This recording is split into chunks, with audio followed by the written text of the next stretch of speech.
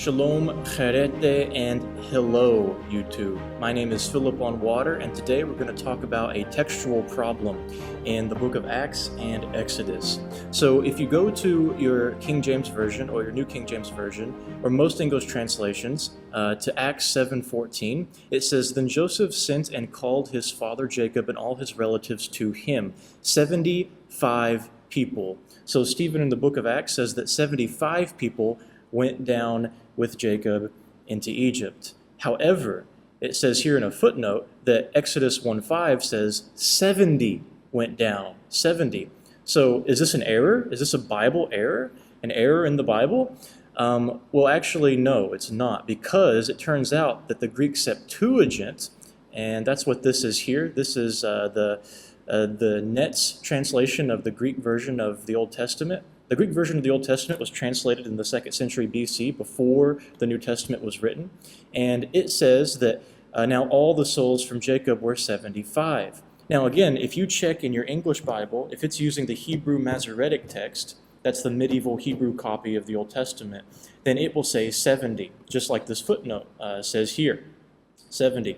But again, it doesn't say that in the Septuagint. So apparently, Stephen is agreeing with a different textual type, a different textual tradition than what is found in the Hebrew Masoretic text.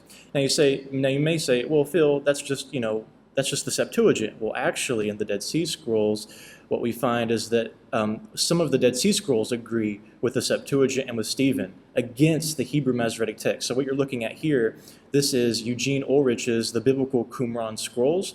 And in his critical edition of the Dead Sea Scrolls here, you see he has listed all the variants between the scrolls down here in apparatus. Here, this scroll, 4Q Exodus B, fragment 1, it has Wayehi kol nefesh la Yaakov chamash wa shivi'im nefesh. Chamash is the Hebrew word for 5, and shivi'im is the word for 70. Now, in the Hebrew Masoretic text, it only has shivi'im, it has 70. But here, this Dead Sea Scroll, which, by the way, this Dead Sea Scroll dates to like the 1st or 2nd century BC as well, okay? It's ancient and it predates the New Testament. This Dead Sea Scroll reads 5 and 70, or 75, chamash wa shivi'im. So that is two witnesses that agree with what Stephen says in the book of Acts. You have the Greek Septuagint and the Dead Sea Scroll there that I just shown you. They agree with what Stephen says in the Septuagint, whereas the corrupted Hebrew Masoretic text does not agree with what he says. So what does this mean? What does this mean, you may ask? Well, it means a couple things. For one, it means we can't just use the KJV or an English translation. Okay? We have to look at what the Septuagint translation and the Dead Sea Scrolls say.